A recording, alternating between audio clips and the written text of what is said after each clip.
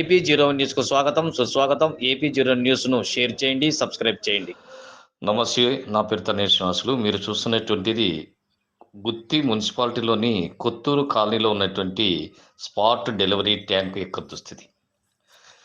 Motor చెడిపోయిందనో లేకపోతే నీరు లేదనో అనే అంశాల్ని ప్రక్కన పెడితే యథావిధిగా బోర్లో ఉన్నటువంటి పైపులను తీసి స్పాట్ డెలివరీ ట్యాంక్ పైన పెట్టినటువంటి విధానం చాలా ఇబ్బందికరంగా మారిందని స్థానికులు ఆందోళన వ్యక్తం చేస్తున్నారు.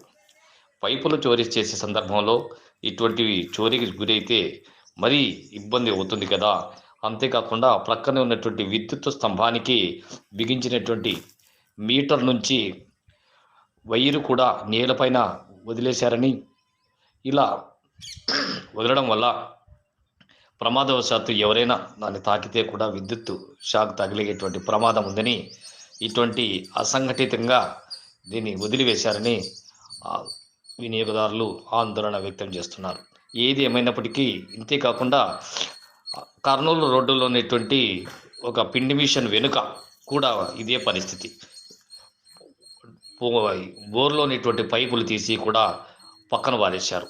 ఇలా గుత్తి పట్టణంలో చాలా చోట్ల ఇదే వ్యవస్థ కొనసాగుతోంది. ఇప్పటికైనా సంబంధిత అధికారులు చర్యలు తీసుకొని నీటి ఎద్దడితో అలమటిస్తున్నటువంటి మున్సిపాలిటీలో తిరిగి మరమ్మతు చేయకుండా ఇలా వదిలివేయడం ఎంతవరకు సబబని పలువురు ప్రశ్నిస్తున్నారు.